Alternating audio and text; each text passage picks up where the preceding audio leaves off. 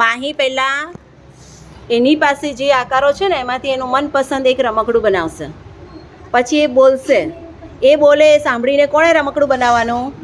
મુન્નાએ.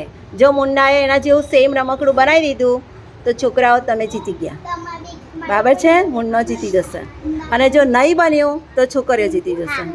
Ready? ચાલો, માહી તમારું મનપસંદ એક રમકડું બનાવી દો. તમે કોઈ પણ આકાર પસંદ કરીને બનાવી શકો છો. બનાવી દીધું છે. હવે બોલશે કે કયો આકાર પહેલાં લેવાનો, કયો પછી લેવાનો. મુન્ના તમારે ધ્યાનથી સાંભળવાનું અને એ પ્રમાણે બનાવવાનું. માહી બોલો.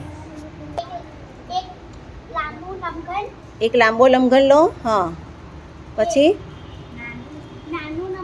એક નાનો લંઘન લો. પછી એક ગોળો લો. પછી પછી પછી કયો આકાર લેવાનો છે?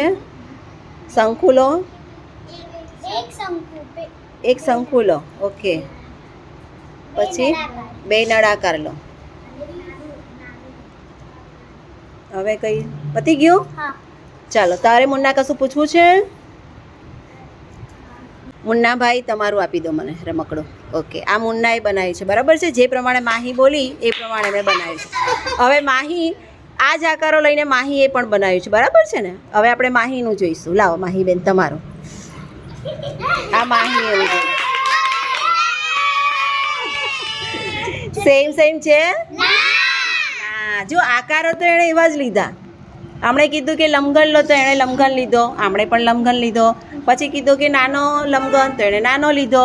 પણ ભૂલ ક્યાં કરી? જો આણે નાનો લંઘન માહીએ ક્યાં મૂક્યો છે? પાછળ. હમણે લંઘન ક્યાં મૂક્યો? એની ઉપર.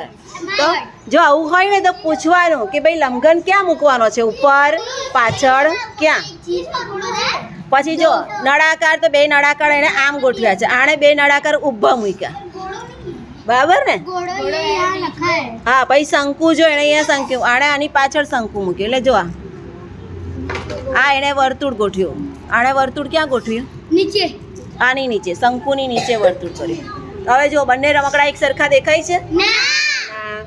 આકાર તો બધેમાં સેમ જ છે, પણ રમકડું અલગ દેખાય છે કેમ કે એને ગોઠવ્યા અલગ રીતે છે, બરાબર ને? તો પોઈન્ટ કોને મળશે? છોકરીઓને. વેરી ગુડ, છોકરીઓ જીતી ગઈ. તાળી પાડો. Very good. જો ગયા વખતે હેમંતનું આણે બનાવ્યું, સેમ બનાવ્યું. હા, બહુ સરસ. ત્યારે છોકરીઓ જીતી ગઈ. Very good.